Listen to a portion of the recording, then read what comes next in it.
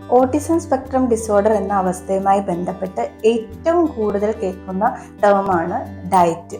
എന്തിനു വേണ്ടിയിട്ടാണ് നമ്മൾ ഈ ഡയറ്റ് ഫോളോ ചെയ്യാൻ നിർദ്ദേശിക്കുന്നത്? ഗട്ട് ബ്രെയിൻ ആക്സിസ് എന്ന ടേം മനസ്സിലാക്കിയാൽ മാത്രമേ ഡയറ്റ് നിർദ്ദേശിക്കുന്നതിൻ്റെ ആവശ്യകത മനസ്സിലാക്കാൻ പറ്റുള്ളൂ. നമ്മുടെ ഗട്ട്, അതായത് വയറും ബ്രെയിനും തമ്മിലുള്ള ടു വേ കണക്ഷനാണ്. ഈ കണക്ഷൻസിനെ കൺട്രോൾ ചെയ്യുന്നത് വാഗസ് നെർവ്, സെറോട്ടോണിൻ പോലെയുള്ള neurotransmitters, immuno responses, gut microbiota എന്നിവയാണ്. ഗട്ട് മൈക്രോബയോട്ട എന്ന് ഉദ്ദേശിക്കുന്നത് നമ്മളുടെ വയറിനുള്ളിൽ കാണുന്ന trillions of bacterias and microbes ആണ്. ന്യൂറോ ടിപ്പിക്കൽ ആയിട്ടുള്ള കുഞ്ഞുങ്ങളിലും അതേപോലെ ഓട്ടിസം സ്പെക്ട്രം ഡിസോർഡർ എന്ന അവസ്ഥയിലുള്ള കുഞ്ഞുങ്ങളിലും ഗട്ടിനുള്ളിലെ ഈ മൈക്രോബ്സ് ആൻഡ് ബാക്ടീരിയാസ് നല്ലതും ഉണ്ടാവും ചീത്തയും ഉണ്ടാവും. ഇതാണ് ഡൈജഷനെ ഹെൽപ്പ് ചെയ്യുന്നത്.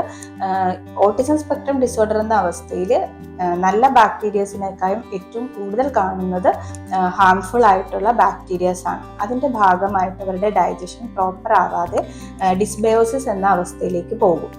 ഗട്ടും ബ്രെയിനും തമ്മിലുള്ള കണക്ഷൻസിൽ തന്നെ ഇംബാലൻസ് വരികയും ഗട്ട് ഇഷ്യൂസ് ആയിട്ട് ക്രോണിക് ഡയറിയ, കോൺസ്റ്റിപ്പേഷൻ, ബ്ലോട്ടിംഗ് തുടങ്ങിയ വയറ് സംബന്ധമായ പ്രശ്നങ്ങളും ബിഹേവിയറൽ ഇഷ്യൂസ്, അത് കൂടുതൽ ഉണ്ടാവുന്ന ഹൈപ്പർ ആക്ടിവിറ്റി, ഇറിറ്റബിലിറ്റി, വെറുതെ ഓരോ സിറ്റുവേഷൻ അനുസരിച്ചിട്ടല്ലാതെ ചിരിക്കുക, അതേപോലെ കരയുക, അങ്ങനെ ഇമോഷൻസിനെ ഒന്ന് റെഗുലേറ്റ് ചെയ്യാൻ കഴിയാതെ വരിക.